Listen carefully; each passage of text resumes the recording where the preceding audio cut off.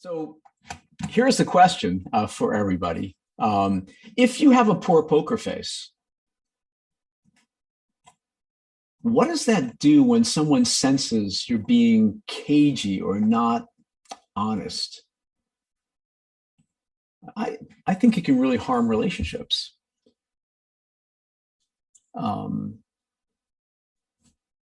Like in a major way. Many years ago, when one of my children, I think he was 9, had a pretty tough time in my life, and I was home for a week. And Ethan gets off the bus, "Daddy, how was your day?" And I'd never been more angry and depressed at the same time. What did I tell him, do you think?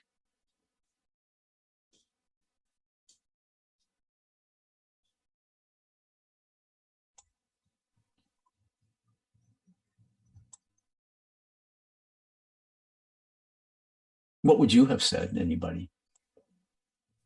I'm fine. I'm good. Almost my exact words. Yeah, almost my exact words. But I'm not a good liar, or I don't have a great poker face. Used to think I did. And he just gave me that look like a 9-year-old gives you. And he just turned on his heels and walked into the door. I made a big mistake. Now, I shouldn't have said, Daddy is actually really depressed and very angry. It's just that, sweetie, a tough day. I'm so happy to see you and I love you very much. But I didn't do that. So I would like you to think about, our emotions playing out? Someone's in your office or talking to you. Will they pick up on the fact that what you're saying is not what you're feeling? Because emotions oftentimes leak. Be aware of that. Now, I know many of you were watching our volunteer ministers, but if anyone were to have a poker face, in spite of that, our volunteers, how many jokes were there? Those of you who left your video on and were watching the jokes and cartoons, how many were there? Can you give me a guess? Either unmute, that would be great, or put it in chat. 13. Okay. Anybody else? I think 10. Okay. 13, we heard 10. There were 8. Interesting. Okay. Can anyone tell me what the 8 jokes were in order? And why not? What were you doing? What was happening so that you were not laughing? Maybe, please don't say you didn't find it funny. I was trying to focus on not laughing. I was trying to focus on keeping a straight face. All right. What else? Yeah, and it worked. That worked pretty well. So as a congregant, we were trying to watch the joke and the minister. Oh, okay. We were paying attention to 2 things. So, yeah. Right. So here's the deal. Thank you. So most of us can't, we didn't remember there were 8. And if you remembered 8, it's pretty difficult to get the sequence. Why is that?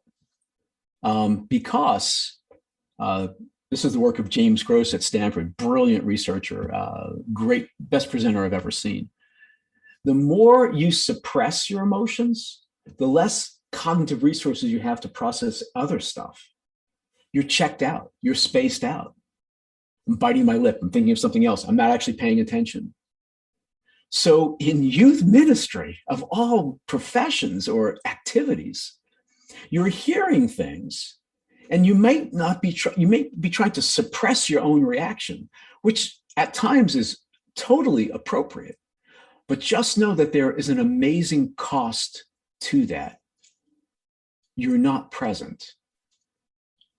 We talk about the power of listening, but that dissipates because it requires conscious cognitive resources, and those are limited. And again, I'm not saying don't ever suppress. Like for the rest of our session together, I want you to suppress. That's actually a joke. But imagine a world where everyone just said what they were thinking all the time. That's not what we're looking for. There's a time to suppress, But if you are proud of this as your go-to strategy, well, I hear all these things, as a pastor, as a rabbi, as a minister, as a priest, and I don't show anything. There's times for that, but that should not be your go-to strategy. And this happens all the time to most of us. It happens to me. I can be in a meeting where someone says what I think is my internal dialogue is, that is probably one of the dumbest things I've ever heard. But I have a little smile on my face and I'm going like this, but I'm not verbalizing that. And meanwhile, I realize, well, somebody's asking me a question. What was the question? And so I say, let me think, could you rephrase that? The real answer would have been, I wasn't paying attention to anything you said because I was trying not to laugh. This has got to happen to you. Please say it happens to you as well, because it does to me. Thank you so much. Thanks for validating me.